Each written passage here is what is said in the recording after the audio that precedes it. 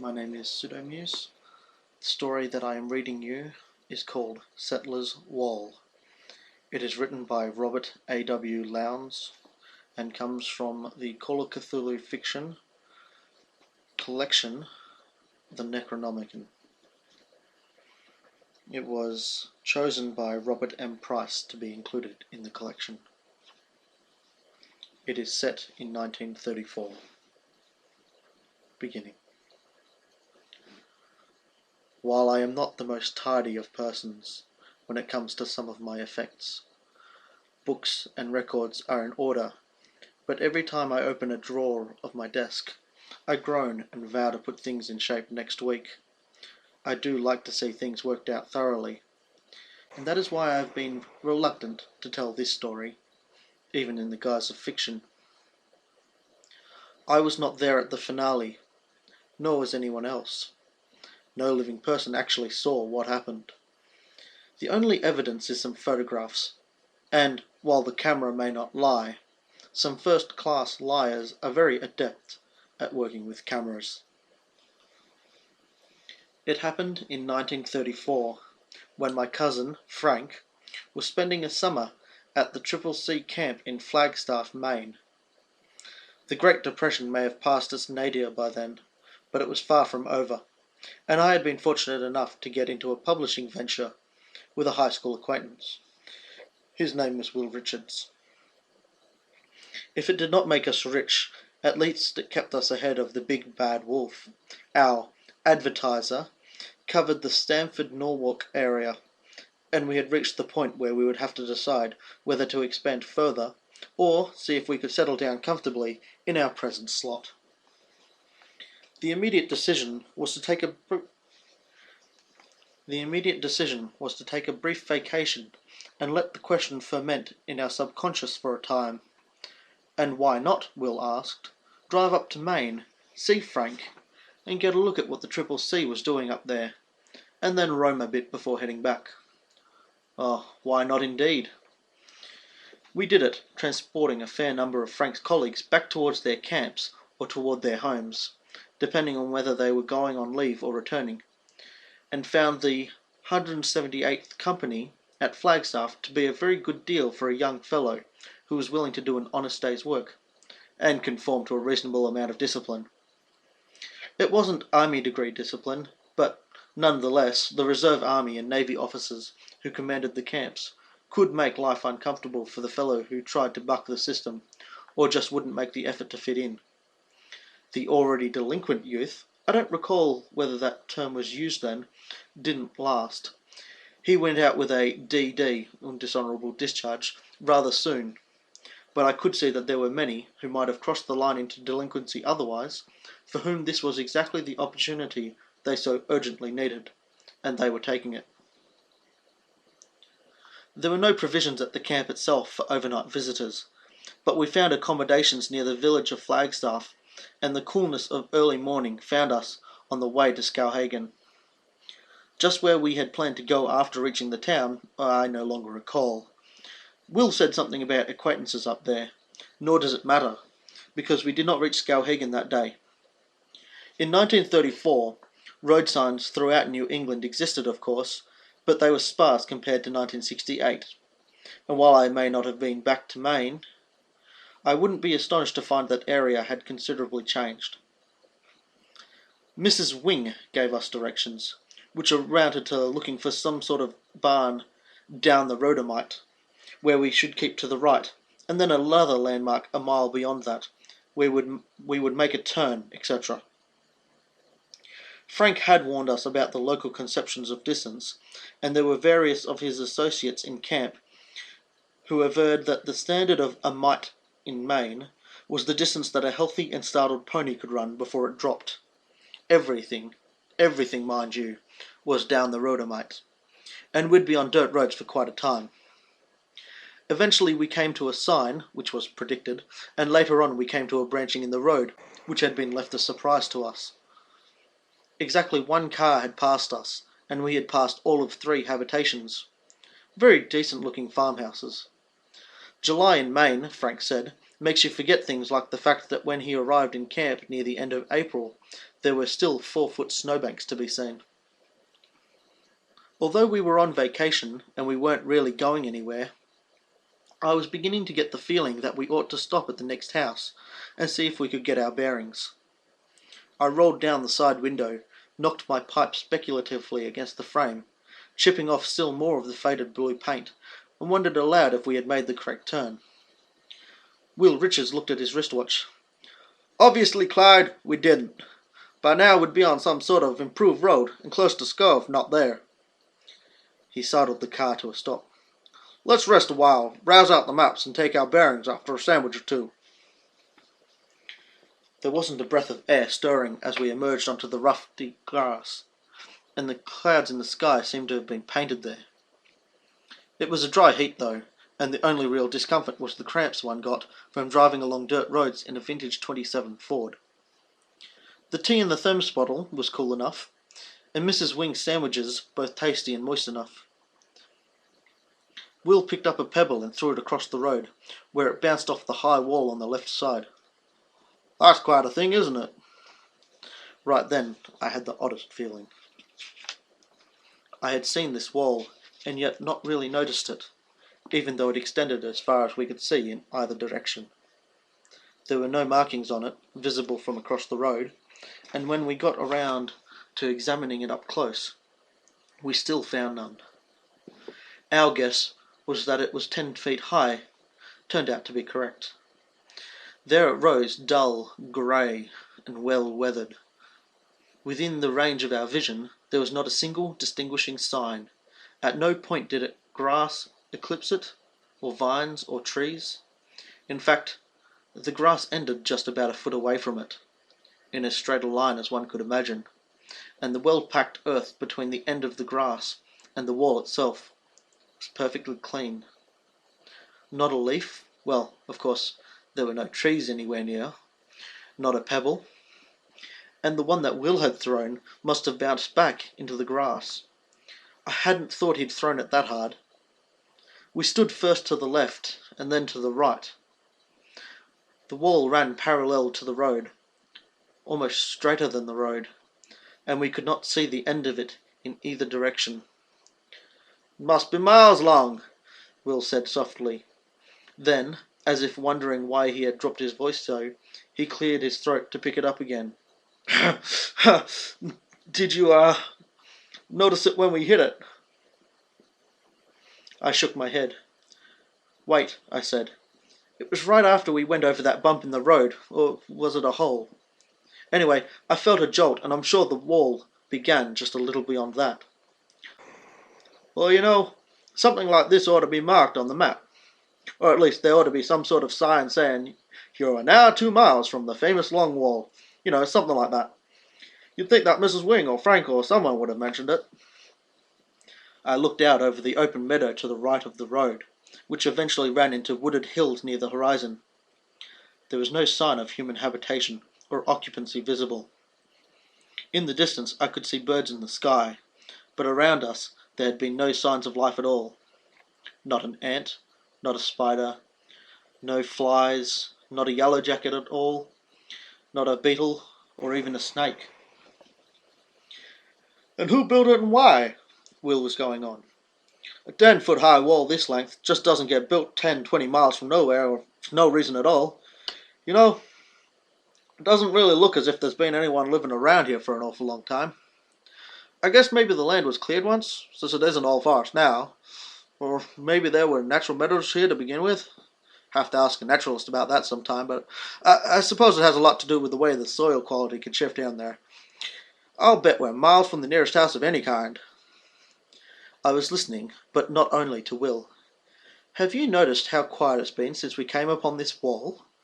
I walked right up to it. We'd been standing at a respectful distance, and scrutinized it the way a sleuth is supposed to examine evidence, magnifying glass or no magnifying glass. "You know, it looks as if it's made of one piece. I don't see a sign of separate stones. This is not stucco or concrete, and no, can't be metal." Will joined me and laid his hand upon the surface.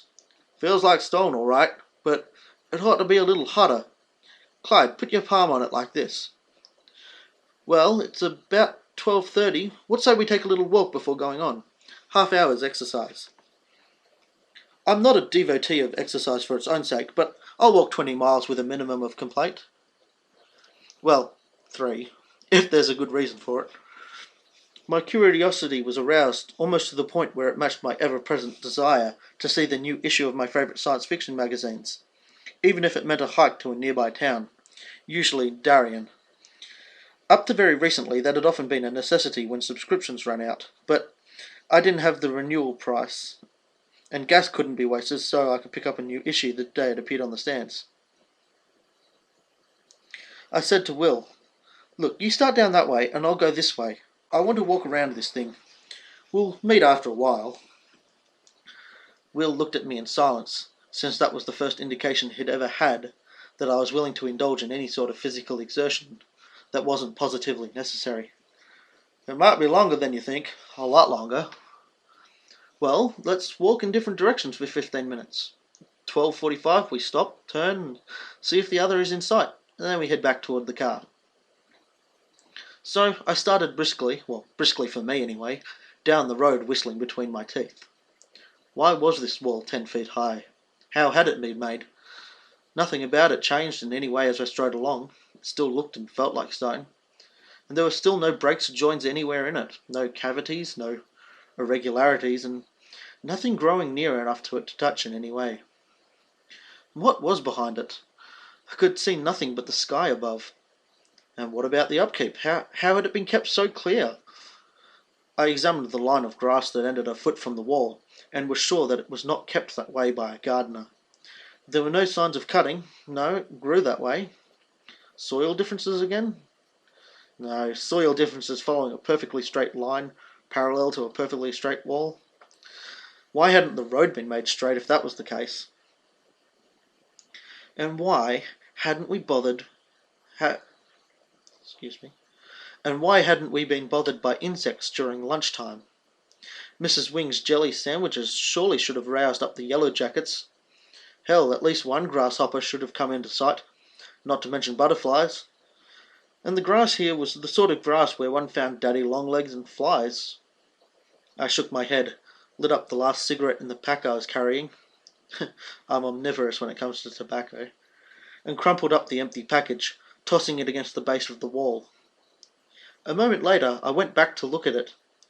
The crumpled package was in the grass, not lying on the bare strip. I continued and then saw something up ahead, on the other side of the road. A few minutes later, it was identifiable as a parked car. Someone had been driving not too far ahead of us, obviously, and had also stopped, very possibly to examine this wall, I thought. A second thought told me that the conclusion was unwarranted, requiring the party ahead also to be a tourist.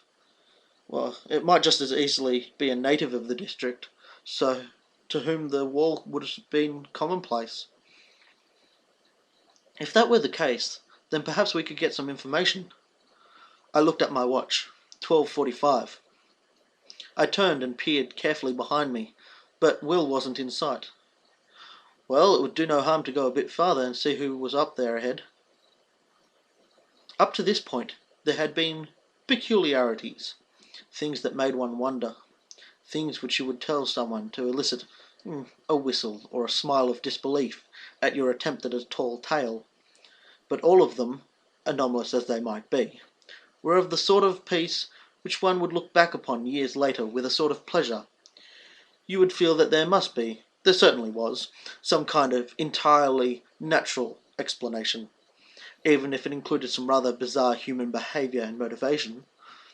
There was nothing thus far that really threatened anyone, omitting the type of nervous wreck who feels threatened by just about anything unusual. It was at this point, I say, that the wall ceased to be a strange, unusual, amusing, fantastic, etc., and became shocking.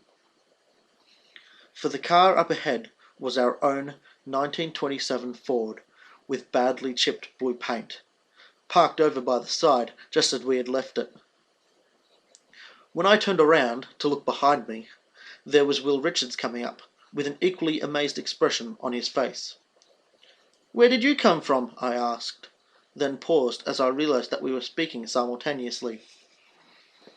He had walked for 15 minutes in the direction opposite to my course, and stopped at 12:45, turned, seeing nothing, started back, still seeing nothing between him and the car, then, suddenly, I was there. I tried to say something about this being a two-pipe problem, but my heart wasn't in it. Nonetheless, I knew I had to rest, and a little tobacco would offer tranquilization, since we had no other sort handy. We were torn between the desire to get into the car and drive away at top speed, and the feeling that we had to know more. I have often wondered if it would have been worse if had we driven away, if we wouldn't have been virtually compelled to return. Well, there's no answering that, but somehow I've never been able to feel that it would have been a better course if we had taken it. What we did, of course, after a rest period, was to try again, only, this time, we walked together in the same direction, the one I had taken, which left the car behind us. We started out at exactly 1:15, and it was 1:24 when we passed the crumpled cigarette package. We looked at it, then continued, our eyes shifting from the wall to the road up ahead. The stillness, the absence of insect life, was beginning to become a positive irritation. "Watch closely now," Will said. "If it's going to happen again, it should happen very soon. What's the time?" 1:26, I said. We did not increase our pace, and Will let me set it. I kept as closely as I could to the stride I had used before, suppressing the urge to go faster with an effort. I kept my eyes fixed on the road ahead, on the right side of the road. There was nothing visible except the road itself, nothing but the meadow to the right and the wall to the left. Nothing. Nothing. There it was! "Time!" gasped Will. "What's the time?" He seemed to have forgotten that his own watch ran better than mine. 1:33 exactly, I said, my eyes reluctantly moving from the dark speck over to the right of the road ahead of us. We both knew what it was. We were right. Part 2. To say that there were more wings around this part of the country than there are Smiths in the Manhattan telephone directory is to exaggerate, but not to give a false impression, really.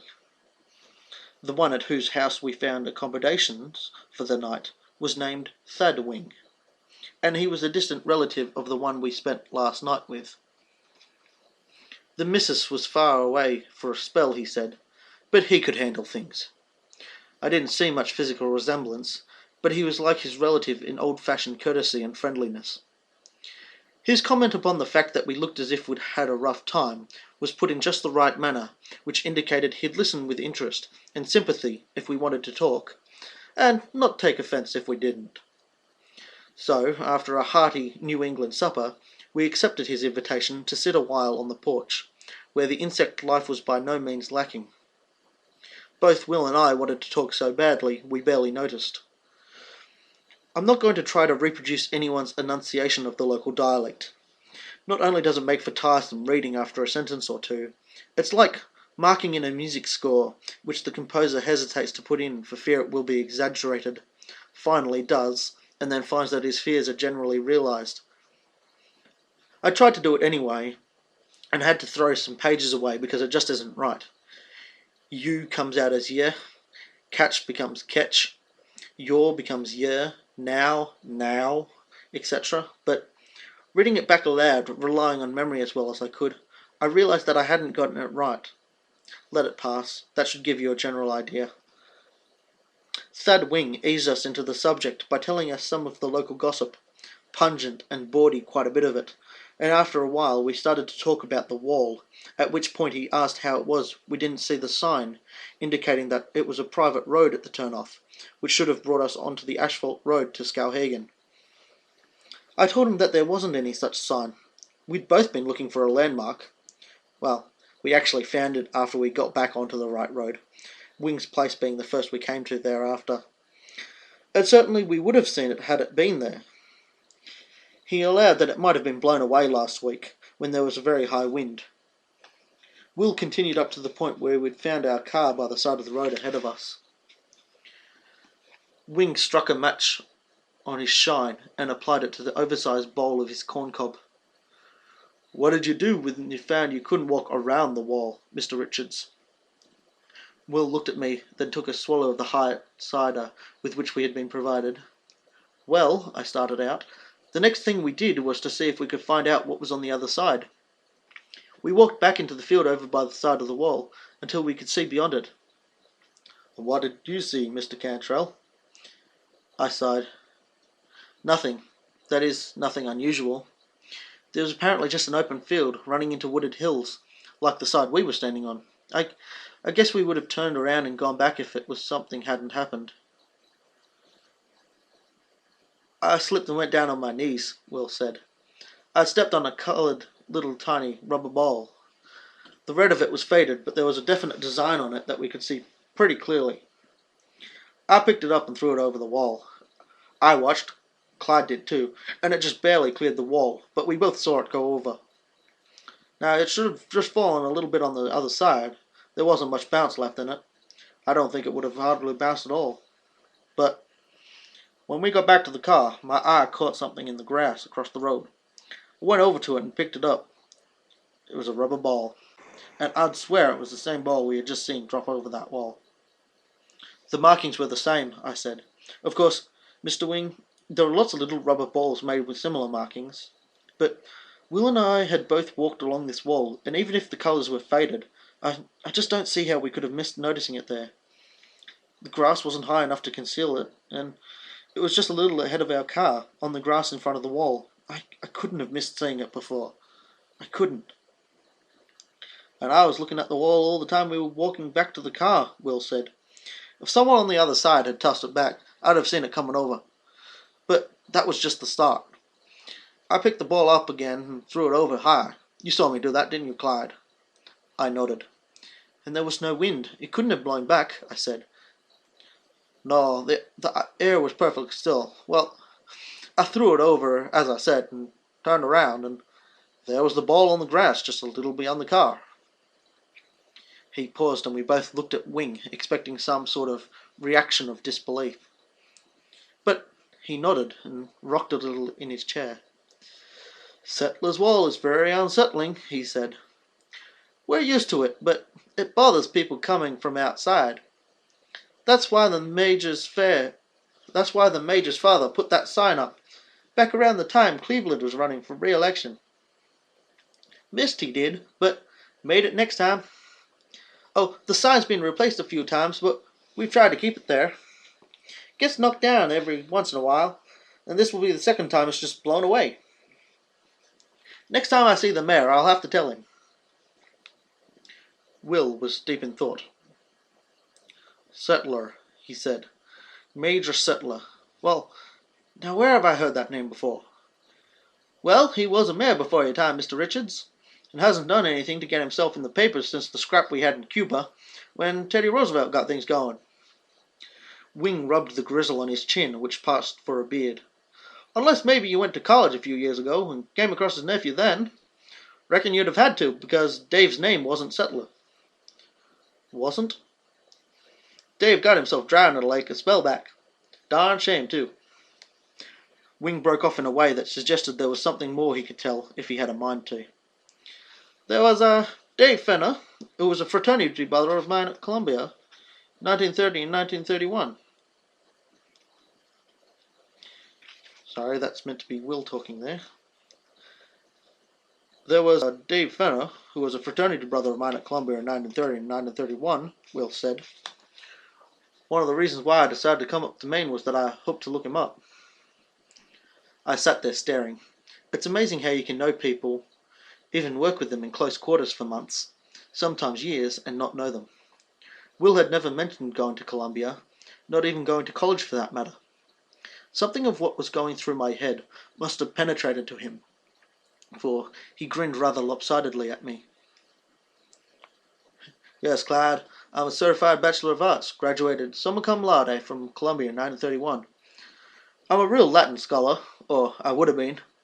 Can you think of any other specialty more useless in these times? I was a fool not to switch in 1930 to something more practical. That's why I don't like to talk about college, but I didn't want to see if Dave was around. He'd concentrated on Latin too, before he transferred to Columbia. I forget where he'd gone before. He didn't talk much about it, but he learned a lot of obscure Latin there. I've heard it mentioned, Wing said. Housatonic, no, that's in Connecticut, in the river. Not a school. Something like that. It was around Massachusetts Bay, not too far from Marblehead, but I dragged you away from what you were telling about the wall. Did you try anything else? Well, yeah, I picked up the ball and was going to throw it over again with all my strength, but Clyde stopped me. We took a paper plate we had in the trunk and wrote our names on it. Then we skimmed it off the wall, and it sailed over as neatly as you could ask. Then we turned around and started looking for it behind us. I'd say it took 10 seconds to locate it. Thad Wing poured himself another glass of hard, actually illegal cider, and offered us refills from the jug. We did not refuse. Most folks give up by that point, he said, but I got a feeling that you two didn't. You look and talk as if you've tried something else and got a still worse shock. Am I right? You sure are, I said. Will was determined to try to climb over the wall. He worked for the telephone company for a while as a linesman, and we had special climbing shoes in the car. I figured we might tackle a mountain hereabouts, and we had plenty of rope. So I tied a rope around his waist and then gave him a hand up the wall, and grabbed hold of the rope so that he could climb down the other side, if he didn't want to jump. It'd give him a start when he wanted to come back. He got to the top. There's enough room to stand there, and stood like a statue for a minute. Then he turned around, and his face was whiter than I ever saw it before. He didn't say anything, just nodded and started climbing down the other side while I let the rope out, keeping it taut. Then, the rope seemed to slip out of my hands, and you found that he'd come down on the same side of the wall you were on, only you didn't see him coming, finished Wing. He nodded to Will. And you, Mr. Richards? I reckon I know what gave you such a turn when you got on top of the wall and looked over to what was beyond it. You saw the same thing you saw on this side.